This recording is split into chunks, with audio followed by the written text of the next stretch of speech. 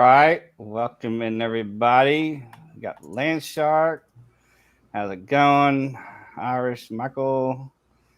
Got Gabe. Let's see, you got Nick up in here. So, yeah, welcome in, guys. How you doing, guys?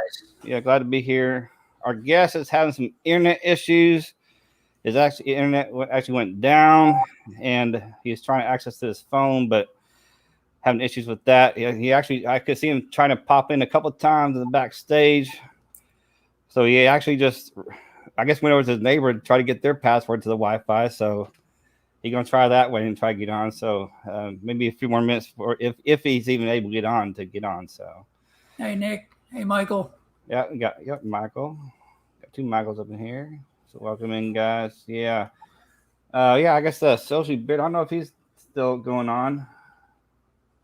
I know Buschy Beard, McMahon was doing a release for Weird Beard with that 5 o'clock somewhere with the with the Mac with the cheese collab. Yes. Yeah, Mac with the cheese. Yeah, Mac with the cheese got some couple of collabs out there now. Mm-hmm. Hey Brian, welcome in. So I guess we'll chit chat real quick until we get our guests in here. What's everybody been doing today? Everybody do anything fun this weekend? Y'all on screen and in chat, put it out there. No, I didn't get anything much done this whole week. I was at home actually with quarantine. My wife has been sick. Oh, yeah. She's on the up, so she's getting better. But no, I didn't. I got a few things done around the house. Look, we got a few things accomplished here, but other than that, yeah, it was kind of just hoping she would recover and no one else got sick kind of deal. I never ended up with any symptoms, so I guess I got lucky. But she's doing better. So hey Ken, I'm glad to hear that, Casey. Yeah. Hey Ryan, what's up, man? I know I got my first shot. Not this past Friday, the Friday before last. I got my first COVID shot, and I get my second COVID shot the 14th of next month. Yeah, so I'll be fully vaccinated middle next month. So. Hey, nice. Steven, Brian, welcome, guys. Yeah. I sprained my ankle, so I've just been watching movies and relying on my daughter to watch the dogs. So not an exciting weekend at all. You're right, Mick. All right, so it looks sprained like ankles are horrible. Yeah, I know. It's bad. Yeah. Looks like our guest made it in. So we're gonna bring him on here. And here he is. Hey Marcus, how's it going? Hey Marcus. Good to see y'all. Finally, my internet. Actually, I'm using my neighbor's internet. Yeah, it's looking pretty good, man. I'm actually impressed. That's pretty good. Yeah, he's got some good internet. Right, ran next door real quick because mine was not working and got her password. So I know things happen. Deal with technology, right? Oh, this year for me as a high school teacher, the just figure it out as you go. That's kind of how it's been. Right. Yeah, I suppose that's hard this year going with the education going so much forward into the technology now. You have to, you might have to do some research before you started all that, huh? Oh, trying to teach a manufacturing class that's all hands-on, whether it be wood, metal, plastics. We've done some glass even the last couple of years. Trying to figure that out online has been ridiculous. Yeah, that's a whole new learning experience for your end even.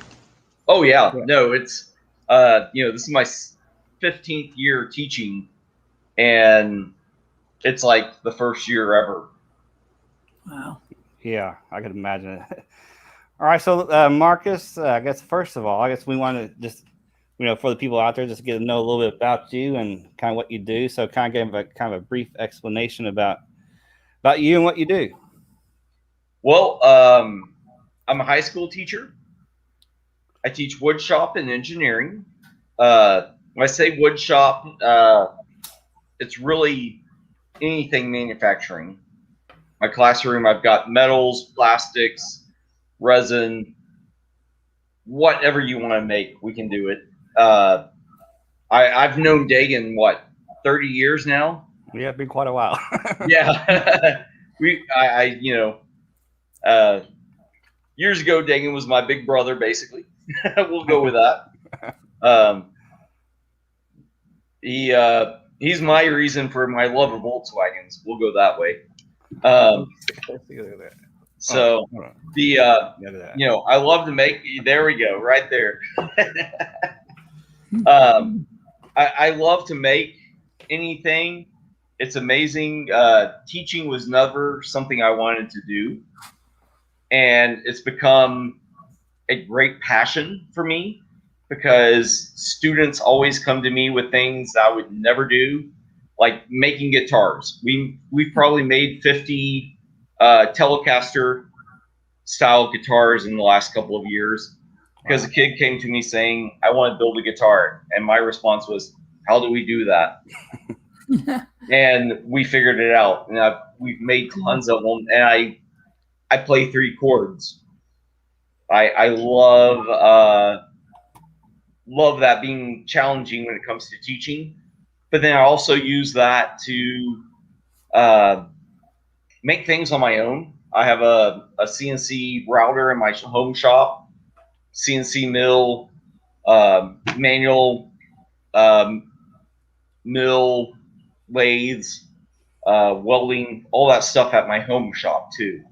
So, but I love sharing that with my students. So, anything you can do to make, I enjoy. Even if it's cooking, I love to cook too. So, cool. Well, so it's kind of like your IG name is Myers Makes. Exactly. And it really doesn't matter what it is to me because I always want to accept the challenge. I try sharing that with my students that you never know what skill is going to get you somewhere. Exactly. Of course, you don't know what you can do until you do it too. Exactly. All right. Yeah, it's to me, making is you gotta try it, and it's totally okay to fail. A lot of students, as a teacher, students have always been taught, hey, failure is not good. Well, failure is awesome.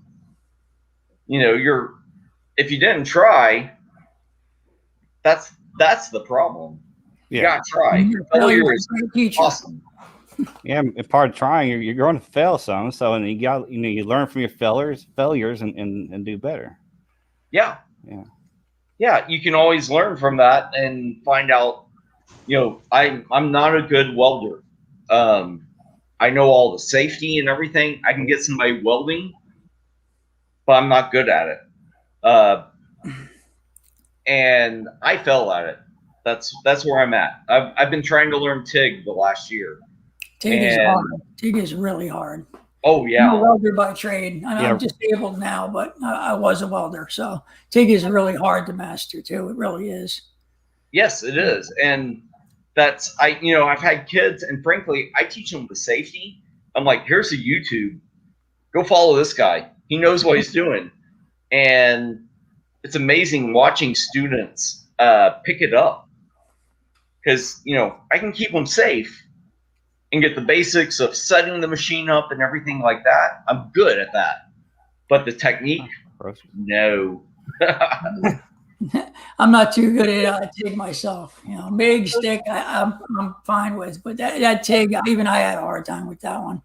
Oh, yeah. We got the filler rod and the tungsten rod. It's just, it's a lot to do at once. Yeah, no, trying to balance everything for me is a hassle. I don't do well at it. So yeah, I can see that, man. Yeah, my mom's dad, he was a welder by trade. Yeah, of course, Marcus here. Like I said, he's known me for quite a long time. I guess we actually met in the Boy Scouts, right? So yep.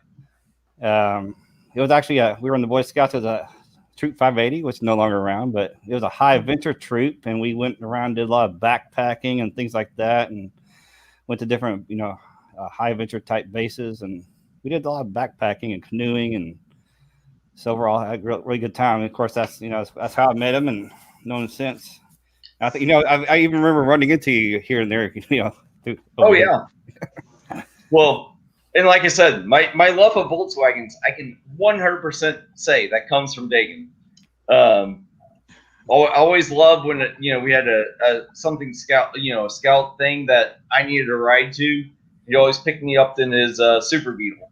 Yeah. Oh, and that's one of my reasons I love Volkswagens. Always loved. I know. I've owned like 5 of them, since then. So it's just awesome cars. I just love them. I don't have one now, but someday I'll probably get me another one someday. So yeah. Have you tried? You and then your dad. I always loved getting to learn about black powder rifles. Yeah. That was something. I've got a couple of black powder rifles now and a black powder cannon. And frankly, part of that is because of your father. Yeah, and I'm sure some people don't know about my father much. And my father was in the pre-1833 reenactment. He had a teepee, and he dressed in period clothing, and went out camping like that. So, and I did it too. Growing up with them, so it's quite a bit fun. Shooting black powders and throwing tomahawks and things like that. So. Oh yeah, no, that's one of those things I always loved growing up. Shooting a cannon must be fun, man. I'd love to try that. Oh, I have a half skill, a 11-pound mountain howitzer that shoots golf balls. I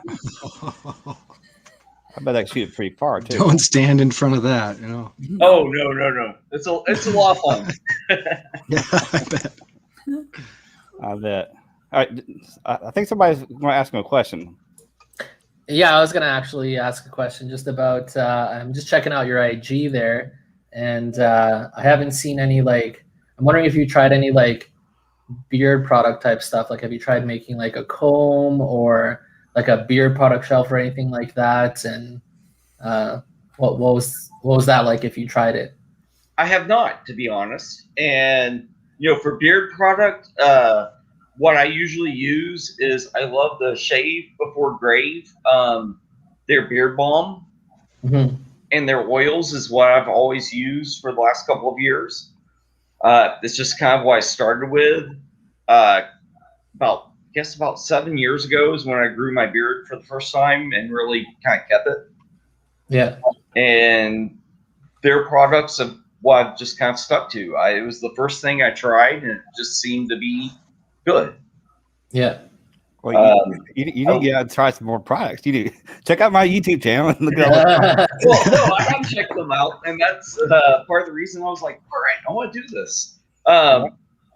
Shave Before Grave is what I've used. I love their Bay Rum beard balm, and that's primarily what I use to just kind of keep it soft. Yeah. I usually keep mine shaved back a little bit. I've tried growing it out by weld and do too many things that it hasn't felt right when I grow it out. right for me. I wouldn't when you're welding a lot, man, for sure. I burnt my hair off when I was a teenager, in welding school. I was carbon arcing. The teacher had an open house. So he's like, yeah, go back in the corner there and carbon arc and get sparks everywhere. And, so we're back there, carbon arcing and sparks flying everywhere. My hair was in a ponytail and it was hanging down past my hat. I had my hat on backwards, had it in a ponytail, but sparks landed right on my hair. Poof. Oh, wow. Well, and my hair has not been longer than an inch in over 20 years. And due to COVID, I just haven't had a haircut. And I kind of laugh because most students have freaked out that I have long hair now all of a sudden, and probably I'm going to keep it. That's cool. Just be careful, man. Put it tight. Oh, yeah. Roll it up under the hat, too, man. Don't leave it hanging out, man. 20 years ago when I went off to college to Ouachita Baptist University, group of guys came down the hall, all with shaved heads. And my hair that was, shoulder length disappeared. Yeah, I do want to say that, if you want to check out Marcus here, I do have his Instagram linked in the description below, as well as everybody else's Instagram and YouTube channels are on the screen as well. So, well, one thing on my Instagram you'll notice is a lot of the work is mine, but it's also stuff I do with my students. Cool. So It's not all. A lot of the work you see is also stuff I've done with high school students. I teach wood. When I say I teach wood shop, I also have CNC plasma cutting. I've got a CNC router. I've got a 4-axis metal mill. I've got laser cutting. I've got all sorts of tools that I'm able to work with my students with. And, sometimes it's work that is solid student work. And sometimes it's stuff a kid comes to me with, and we collaborate to figure out how we can do this. Like, especially, like I said, we've built about 50 Telecaster style guitars, which is one of my favorite things to do. I play a total of 3 chords on the guitar. That's, but I love being able to build them with my kids.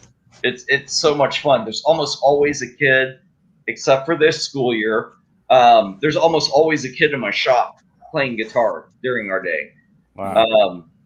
The pride they must have too, when they're done and get to play it. Wow. Oh, it's amazing. Jimmy Wallace, who owns the Dallas Guitar Show, which is going on, well, today's the last day of it, to be honest. It's the largest guitar show in the world.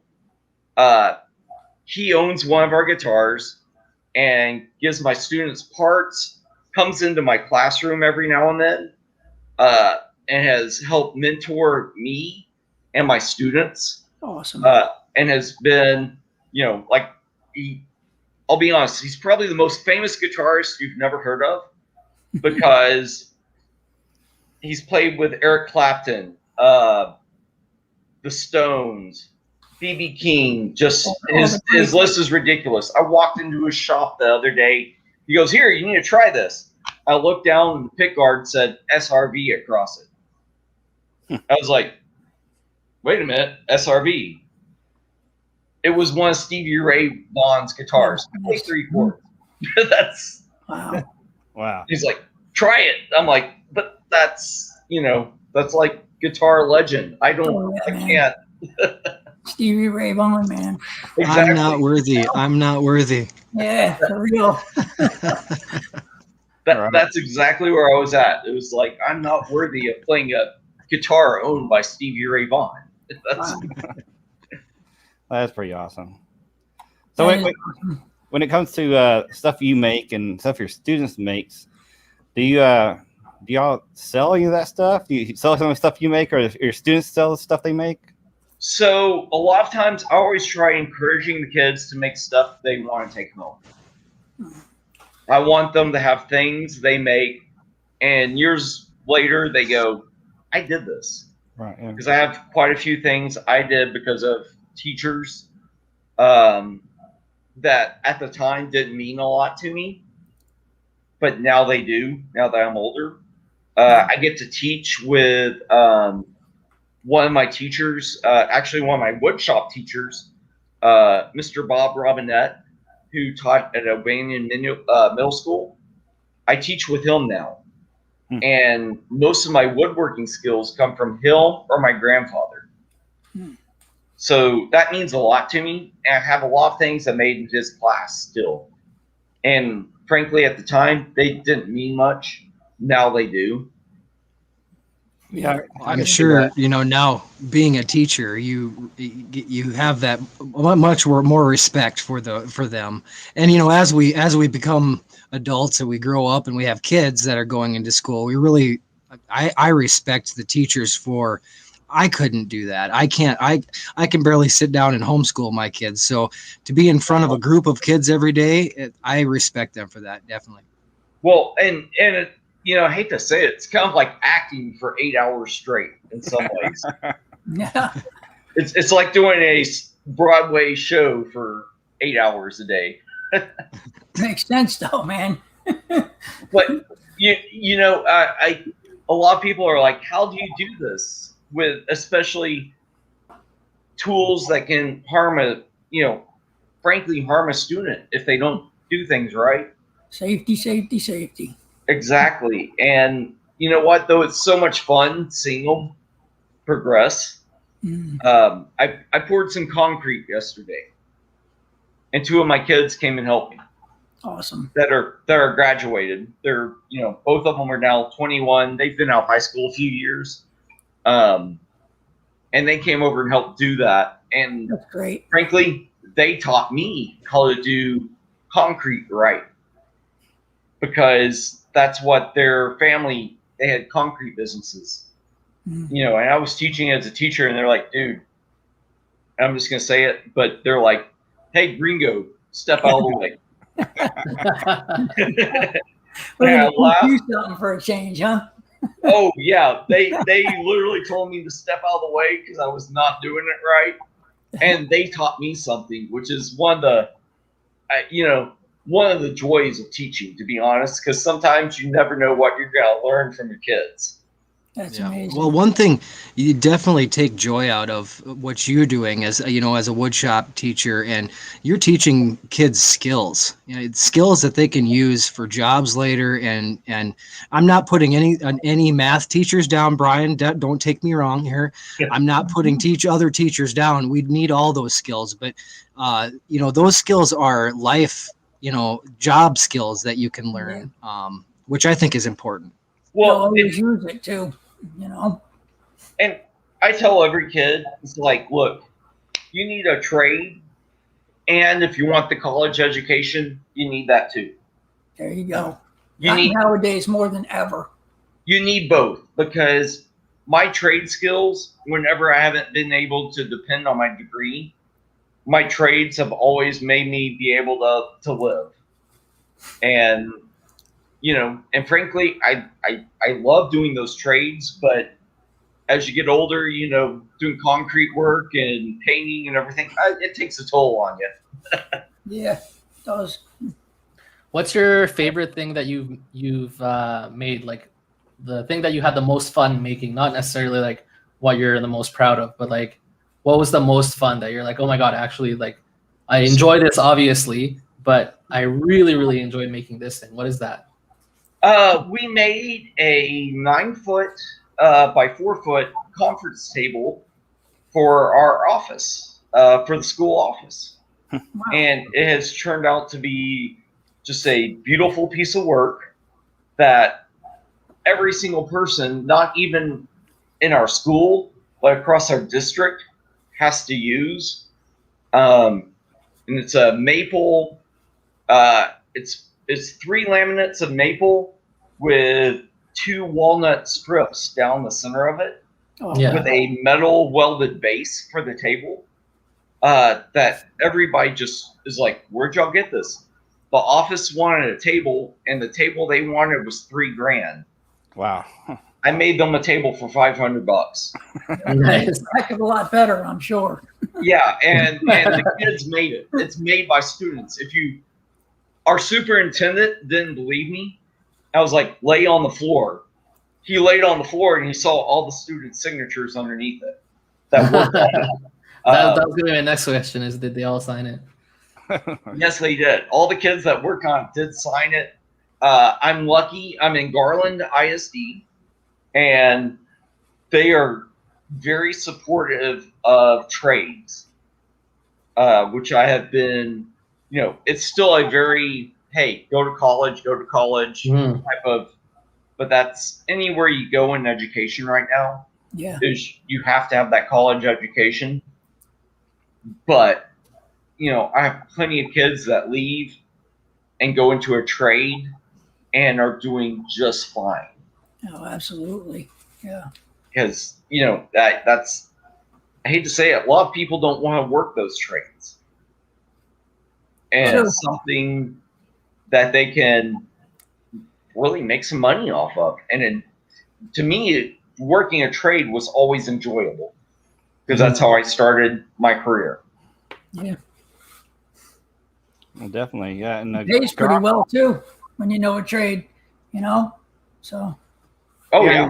if you don't know, Marcus is around here where I live in the Dallas Fort Worth area, but the Garland, he just mentioned he worked in Garland. I guess, do you live in Garland too still?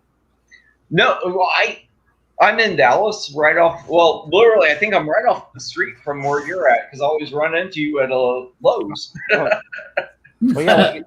Well, even at the hamburger place, I ran into you. Oh yeah, at Good Friends. Yeah, Good Friends. Yeah.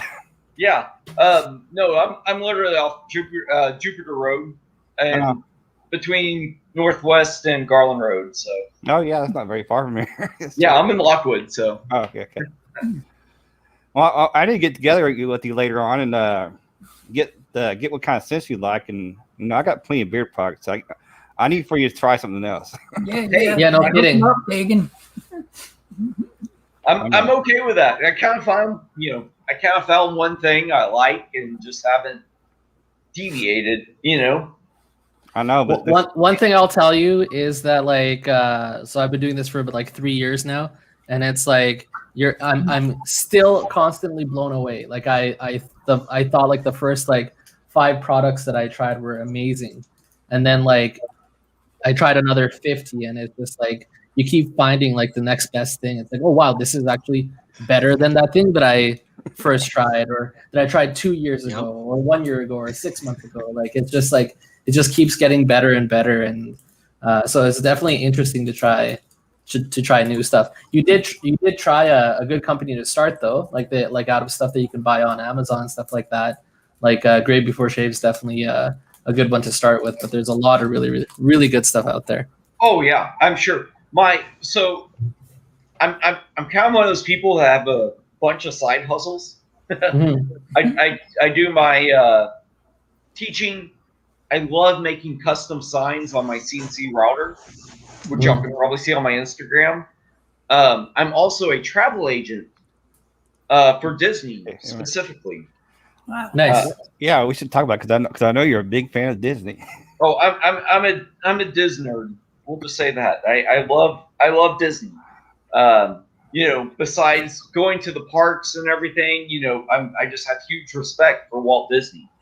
But with that, one of the things I love is I like making when my customers go to a trip, especially when they're repeat customers, I like making them a little custom wood sign to give to them for their trip.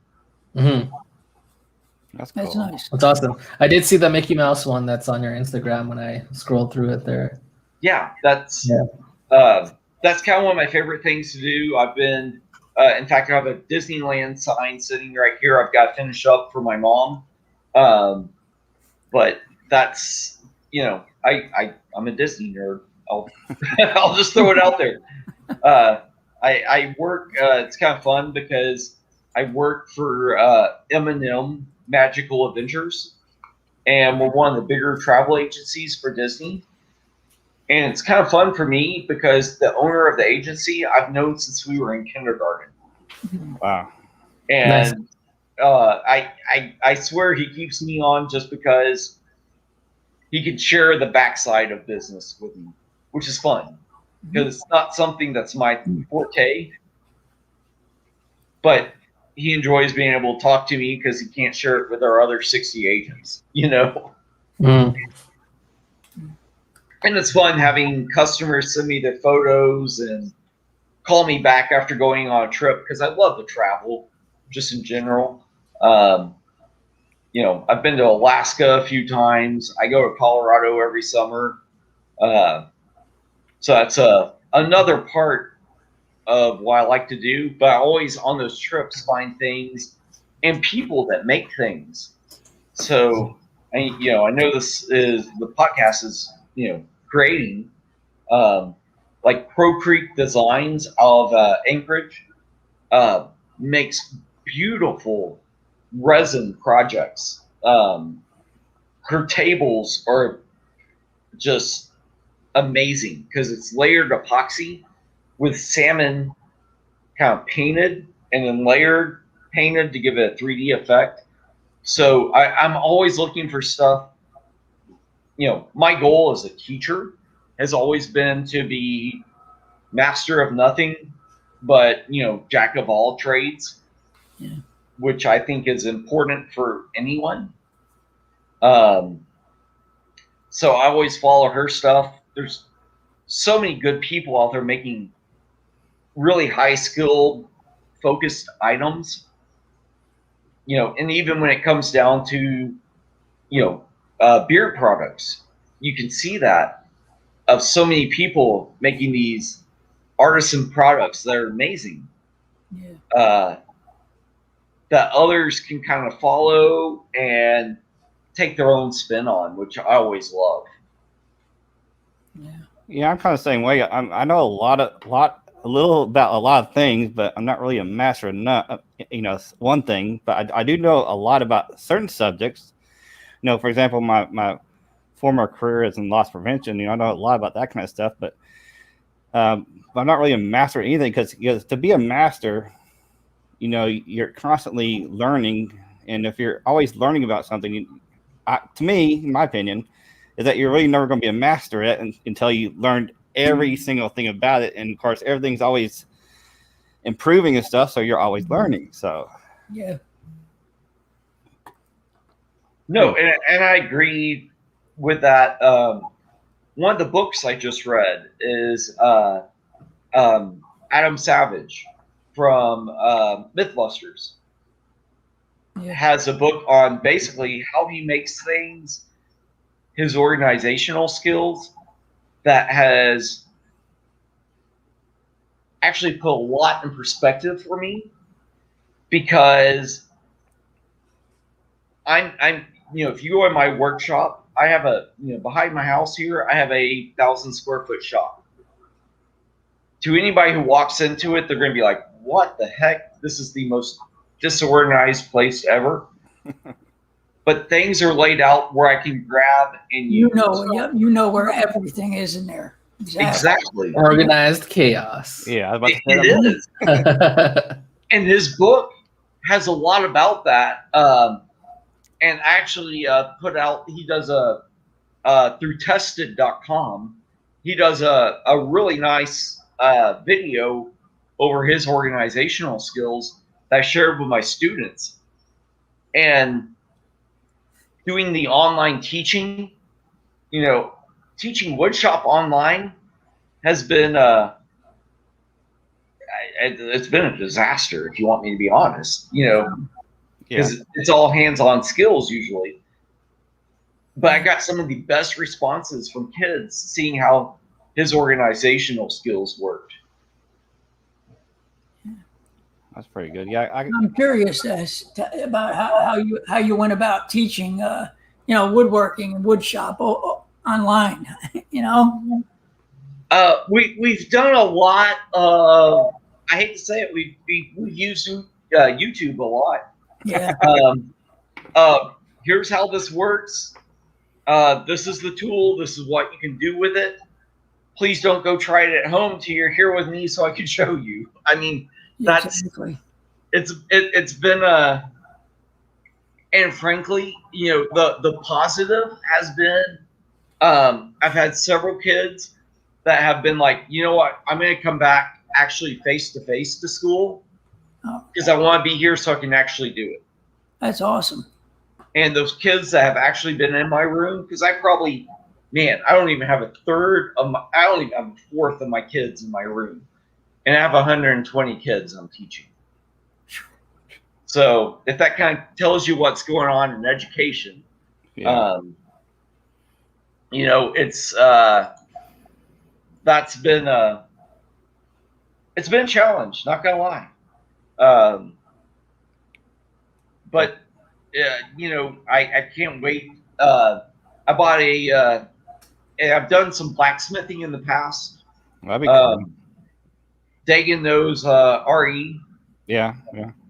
Who's done a lot of blacksmithing, and I finally broke down. I've had a coal forge for years, but I haven't used it much. But I bought a gas forge here recently that I'm fixing to start doing a little blacksmithing here at home. But I also bought it so I can take it to school, because oddly, a lot of my students have been like, that's one of those things I wanted to try. Oh man, I'd love to be able to try that. Yeah, and I'm like, I don't care if you just flatten a piece of metal, you know? Sometimes it's just about trying it. You know, with a lot of the tools we have, I always tell my kids it's okay to fail. Think big, do something big, and if it doesn't work, all right, let's try again. You know, Exactly. I would rather waste some material and try things we don't necessarily know how to do, but have the concept. And if we fail, we fail. Failure is an option. Hey, if you And don't succeed, try well, again. and in education, a lot of kids are taught you gotta succeed. You have to make this grade. Whereas, look, if you tried hard, we figured it out, and it failed, you can still make an A. You know, and that's one of my big points in education for me is That's a great way to look at it too. yeah, failure is still learning. Yep, absolutely. Yeah, you know, me myself, you know, I dabble in a little woodworking, and you know, I've built some things myself, and you know, refinished some furniture, you know, repurposed it.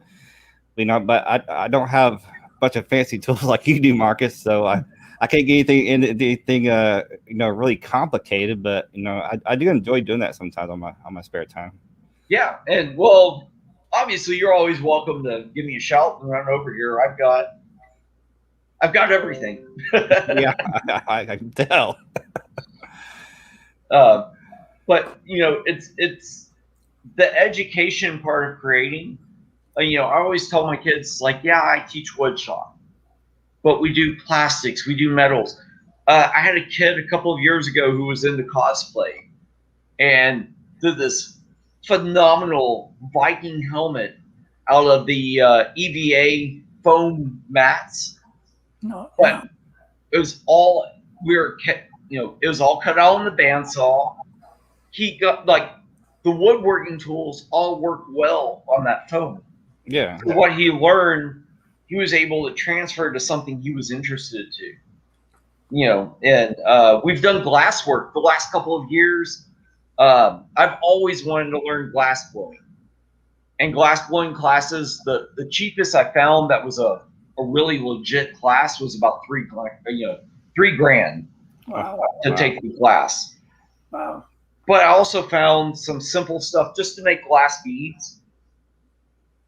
So I bought it. You know, I bought the equipment, and between YouTube and several just really sharp kids, hey, we're really good at making glass beads and glass flowers. Hey, nothing wrong with using YouTube. I use it all the time for stuff. and it's been fun. It's one of those things. It's like I wanted to know about it. Wasn't a skill I wanted to be really sharp at, but I've had a blast being able to just make a simple glass bead. That's been a really fun thing about education is sometimes you never know what these kids are interested in, and they come to you saying, "Can we do this?" And I'm always fortunate that I have the option of going, "Yep, we can do it. I don't know how to, but let's figure it out." Yeah, we can try. Yeah. Yeah, let's. I would rather say we can try and we can fail. I'd rather us try and fail than not try it. Yeah, exactly. And of course, like I said, YouTube, you can pretty much find anything on YouTube these days. So Yeah, you can learn a lot. Yeah. There's a lot of experts out there with channels that want to pass on the knowledge they have. yeah. Oh, well, in welding, I am not a good welder, but I know how to dial in a welder, set it up. I can get it perfect. But when it comes to technique, I shake too much. I'm not good at it. So I can help the kids be safe, learn the basics, get it set up, and then I'm usually like, hey, pull this video up on your cell phone and go try it. I've had several kids get their American welding certifications. Wow. And it's not because I can weld. It's they've taken the time to learn it on their own. Yeah, a lot of practice, man. A lot of practice. Oh yeah. That's what it's like anything else. You got to just do it over and over again until you get good at it. Well, yeah, and being a teacher, I mean, you can teach them how to do things, but it's kind of up to them to actually pick it up. Yeah, pick it up and go forth with it. But usually, when you're doing some kind of shop class, I would think that you're interested in that kind of stuff to begin with to be in a shop class. So that's half the battle there, I guess. Well, and I'm looking over here in the chat. I see Gabe said it's hard teaching shop online. Gabe, you're right. It is. But I have found things that students can do at home. When they're in the room, it's a lot easier. Yeah. But it's kind of fun for me as a educator that I'm always able to tailor what a kid wants to learn to something they're interested in.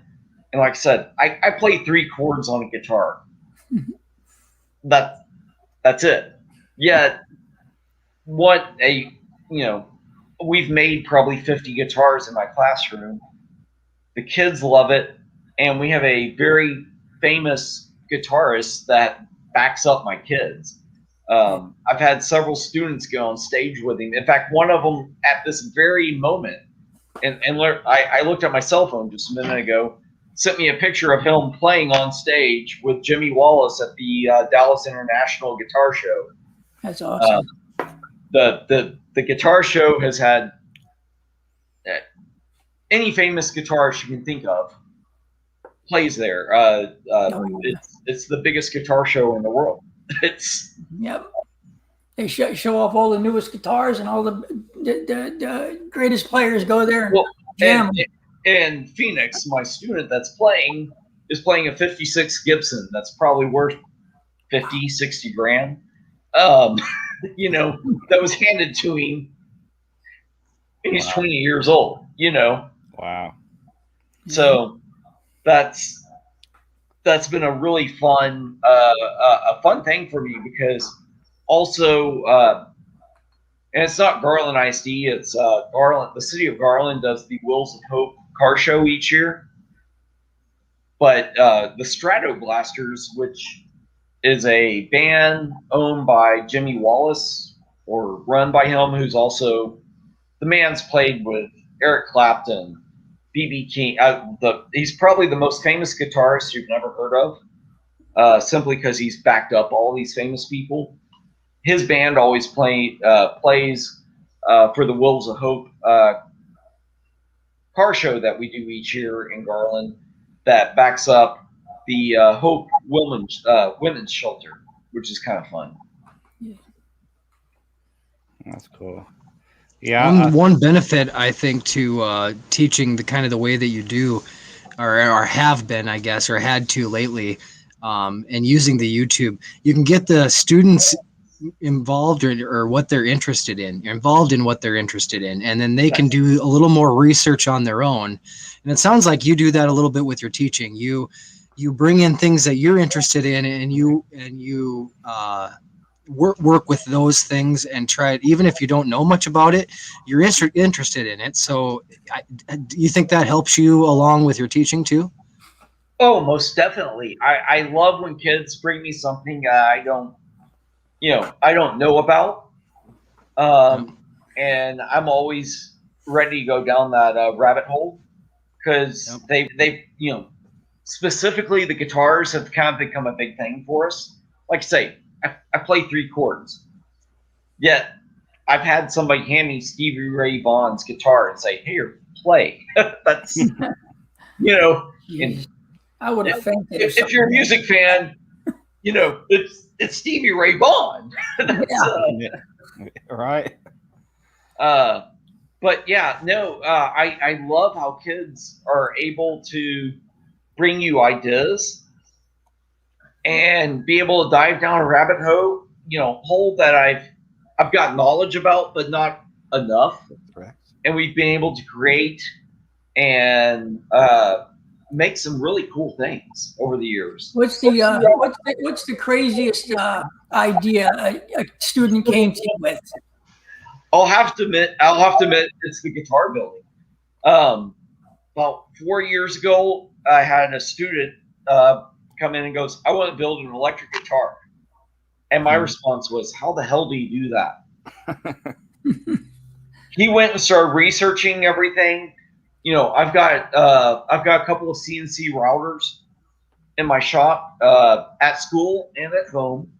I was like, all right, draw it up and I know how to do the machine shop portion of this. And he drew it up. We cut one out of scrap wood, literally was 2x4s. We glued them together just to make a body. I'm like, look, if this goes wrong, I'm willing to throw this in the garbage, you know? And it actually came out very nice. And from there, we've done between 40 to 50 guitars at this point that have all been very good quality. And, you know, I'm lucky to have somebody in Garland that, like I said, Jimmy Wallace owns the Dallas International Guitar Show. So we've been able to be like, here's a high school made electric guitar. Give me your opinion. You know, from somebody who's very well respected. Yeah, who's played, you know, and knows how to play. Yeah. Yeah, who's very well respected in that community and has always been okay. You know, this is great. Here's what you can improve on, and we've really slowly improved on really building some quality guitars. You know, most people would not think they're made by a high school student. And that's been my favorite, actually. Yeah, it's amazing what kids can do when they really put their minds to it, and it's something they really want to make. Yeah. Well, and then, you know, right before COVID hit, I had a young lady come to me going, "I need a hand plane." I'm like, "All right, I've got one."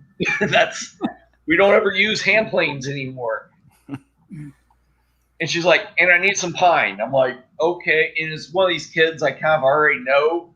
So I'm like, I'm not even going to question what you're wanting to do. I'm just going to give it to you and just go do whatever.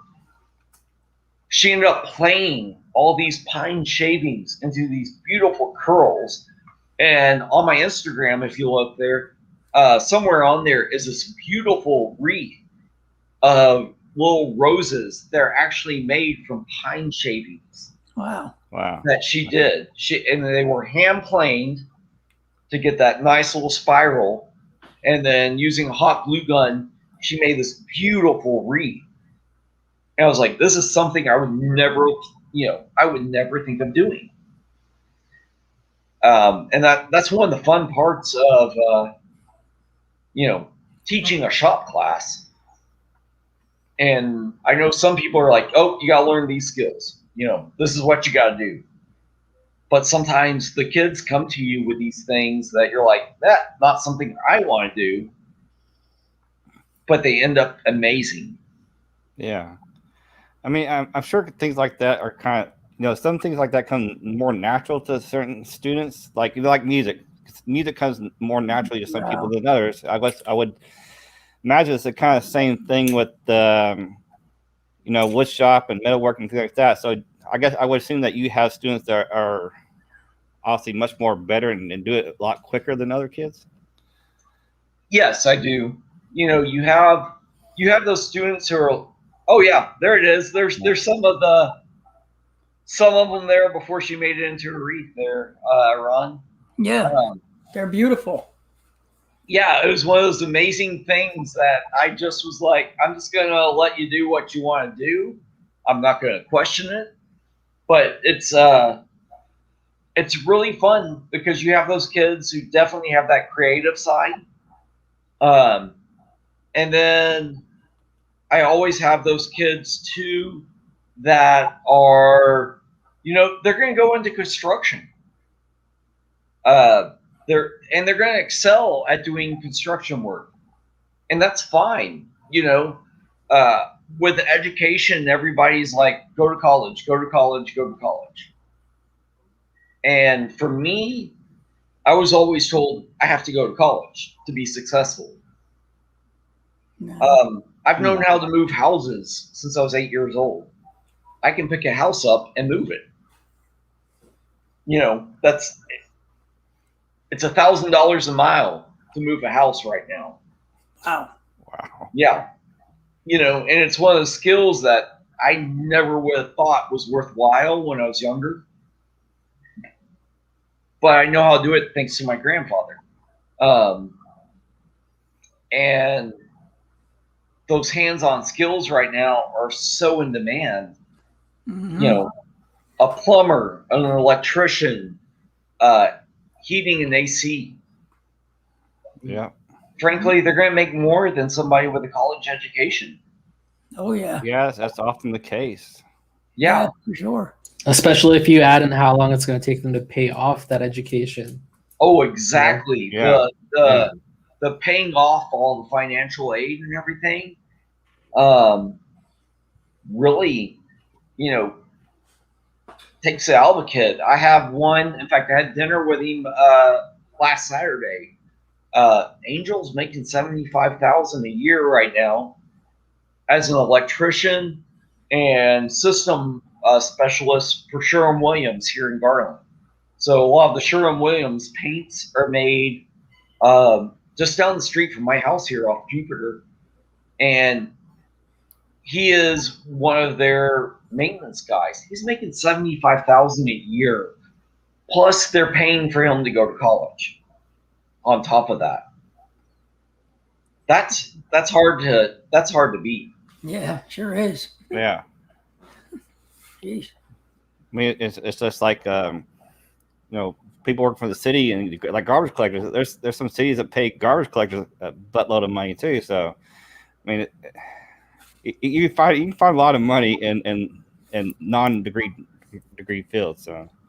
All those jobs need to be done, and not Yeah. everyone wants to do them, like you were saying. So, Yeah, you know, Yeah, companies will even hire somebody who's gone to high school and learned a little bit about a certain trade, and they'll hire them and send them on to further schooling even, and pay for it just so they can have somebody that can do it for them. Well, and that's exact. I have a student that works for Huffines Jeep here in Dallas area that they've been sending him to every training because he's such a learner and such a dependable kiddo.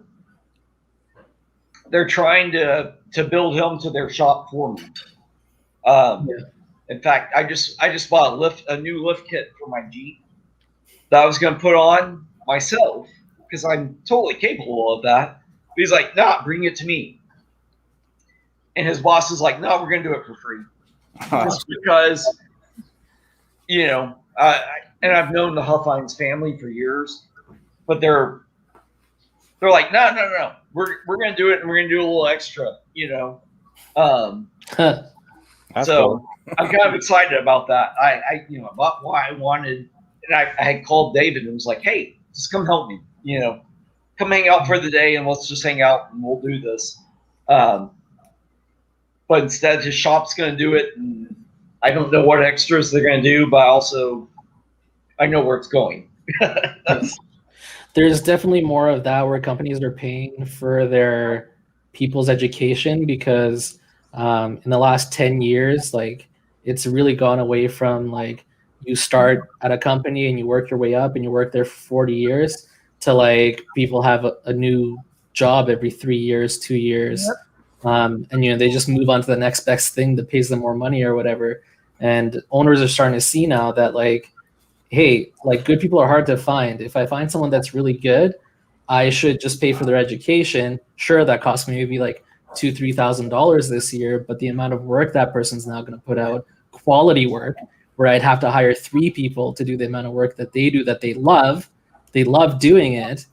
Like it's worth the investment. They're finally starting to see that. So like same things at my work too. Like they pay for all of our schooling for for IT certifications and things like that. So I love that that's kind of where it's going to try to like get people to stay with the company. And you're more sticky too, right? Because you're like, well, fuck, they paid like $6,000 of my education. I kind of don't want to leave now. You know, like Right. And that's one of the They've things got I you. love They've got you hooked. I love seeing companies invest in people. Mhm. I send a lot of students to work for a company called Pace Graphics.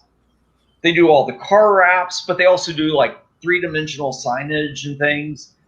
And Paul, the owner of the company, always likes to hire my kids because they know how to run a table saw safely.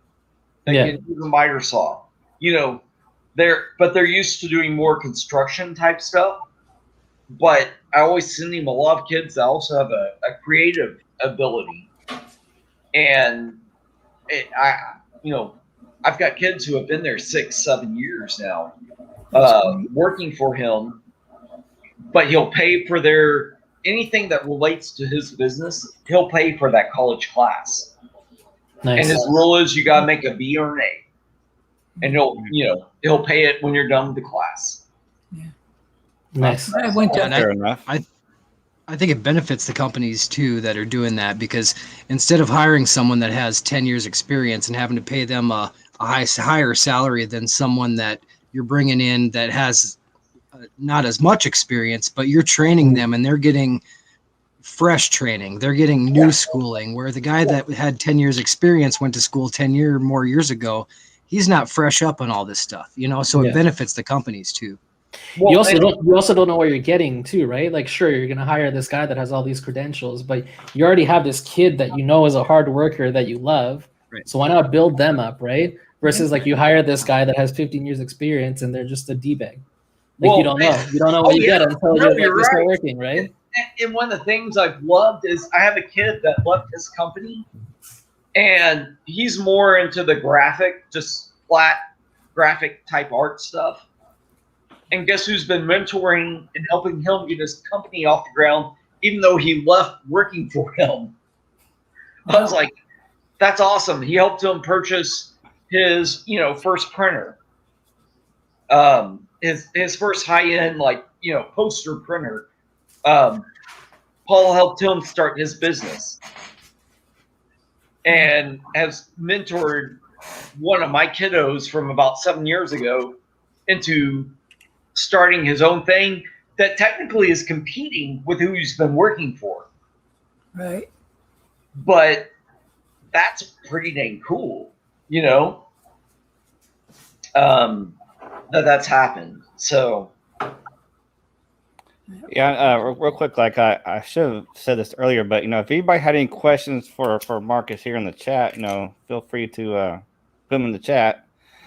And we're also hitting about an hour, so we should start wrapping it up. So, actually, I had a question too. You've even asked, what's the kind of the most fun thing you did? How about I'm gonna go the opposite way and say the least fun thing that you've done. Ooh, wow. If there's one, it may not be one. You know what? I would say there's really not one. There's been some projects I've been like, oh man. Our conference table we built for the office is one of my favorite things we did.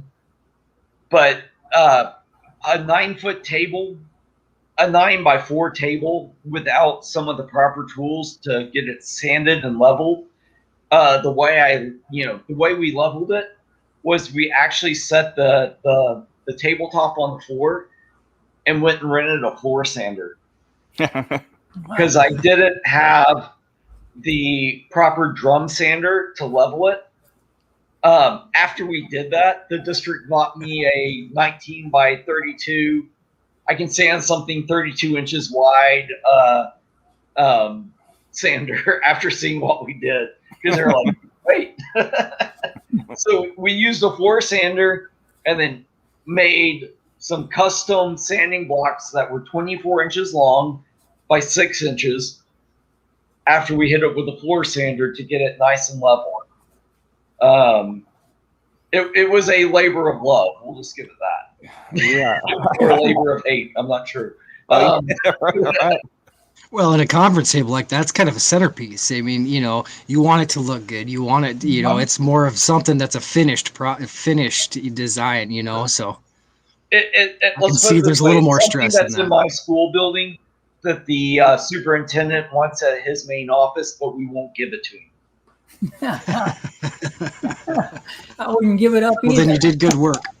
Yeah, I've literally had the conversation with him of it stays here. Yeah, I can imagine just that whole project would have been really rough and time consuming. So I'm glad it turned out really good and then everybody liked it. Oh, it ended up it's a steel base with the wooden top. It's absolutely gorgeous. I couldn't be prouder of my kids because I can legitimately be like, the kids made this. It's not a teacher project. The kids made it. They really did the work. So it's something I'm very proud of. Yeah, something they'll never forget either. Oh yeah, no, they the kids, the 5 kids that did most of the work are all graduated, and I'll admit they're 5 kids I keep in almost weekly contact with. They'll send me a text or something just to let me know what they're doing. That's great.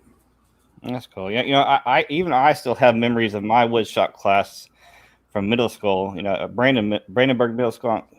You know Brandenburg, right? Oh yeah. Yeah. And I actually have memories of my electronics class in high school. So those Peter Moskey. Yeah, Mr. Moskey. Yeah. Mr. Moskey. Yeah. God bless that man. Loved him. I know. Had some good times. But yeah. I remember him because we set his desk up, plugged it into the wall. So when he touched the top of his desk, we shocked the crap out of him. And I remember him marching every single one of us up to the office, paddling us, because you could still do that. Hell yeah. And each one of us, after he did it, pretty much gave him a hug. That was after him beating our rear. Because, yeah. That's a great story. I know. It's been a good time with Mr. Moskey. I think he smoked a little too much dope when he was younger. Oh, you know, that I know for a fact that man would step out the door, go smoke a joint, and come back to class. I went down. And I know that for a fact. But he was also, I learned more about life and electronics and just a good teacher, you know, despite whatever, you know. Yeah. Most definitely. All right, so we're going to wrap it up. And so if there's any more questions that y'all guys have for Marcus, or is there anything else you want to leave us with, Marcus? Now's a chance. But I know I certainly had a great, awesome time tonight. Yeah. And of course, getting to talk to you again. So yeah, and once again, I'm gonna reach out to you, and maybe not tonight, but I'll reach out to you and see if I can get with you and get you some of these other brands of beard products for you to try out. So. Well, and you know, the only thing I can say for wrapping up for me is anybody listening is just learn anything you can. You never know where it will become handy or, you know, a hobby. The more you even just have a basic knowledge of things, on how things are made, even it makes a difference. So For sure. 100%. It's a great message. And that kind of goes back to Dagan was saying earlier how he's a master of nothing, but you know, the more things you learn, the more things you can accomplish and be able to tackle if it you know is standing in front of you. So definitely 100% agree with you there. Mm-hmm. most definitely. Like you know, Because sometimes it's just knowing enough to know to ask the right questions. Yep, and remember, no question is a stupid question. Nope. You haven't been a teacher.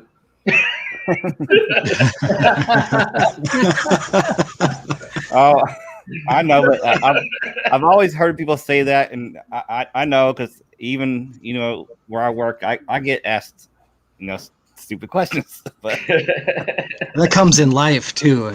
No question is a stupid question as far as it comes to personal life stuff. I mean, if you have someone that you can trust to talk to you, ask them, because you might get some help out of the conversation. No, you're 100% right that you should always ask and talk to people. You never know what somebody else's life experience is, their knowledge, that will help you. Because you can't do everything on your own. It's that simple. Yeah, and I wish more people would see that, because there's just too many people that try to do their own, and if they'd only ask, their life would be a lot more easier. Yeah. All right, so that's it. If there are no more questions, we'll go ahead and wrap it up and get on out of here. And I really appreciate Marcus, you coming on and doing this. Yeah, great having you, Marcus. Thank you, man. Thank you. No, thank you all for the invite. I really enjoyed this. This was fun. Had a great time too, man. Yeah, so all right, we're going to. Because I know we actually have a second part of the show where we talk about new stuff and highlights, but I don't have anything. So unless y'all guys have anything, then we'll go ahead and. Nope. All right. I have a couple things, I guess, Dagan. I just wanted to point out Beardman is selling $10 oils and $10 butters on their site. They've got them on sale right now. Weatherbeard's got some sales on his site because he's coming up with a rebrand soon. And then that was the biggest things I wanted to touch on. Were some of those deals that they have going on this weekend. I think the Beardman one is on tonight until midnight. I think Weatherbeard's going to keep his on until he's, because like I said, he's going to be switching things up. So. Yeah, and I'm waiting until he switches things up to buy some stuff from him. So because I've already bought, I've already bought some other products, so I need to wait for the rebrand to buy some more. Well, I can tell you, I think you'll like the new stuff. Mm. All right. Well, wait and see there. Yep. Y'all gonna be having him on your show. I mean, you're gonna be talking about him on your show, right? Coming up Friday on the Regards. Yeah, we have Corey this Friday, and we're gonna be talking about some of his new scents that are coming out. So. All right then. If that's it, Mick, you have anything? Nope. Nope. All right, so we're gonna play the outro. So welcome. Well, thank you for everybody coming in. Thank you, Marcus, again. And I'm gonna play our outro here.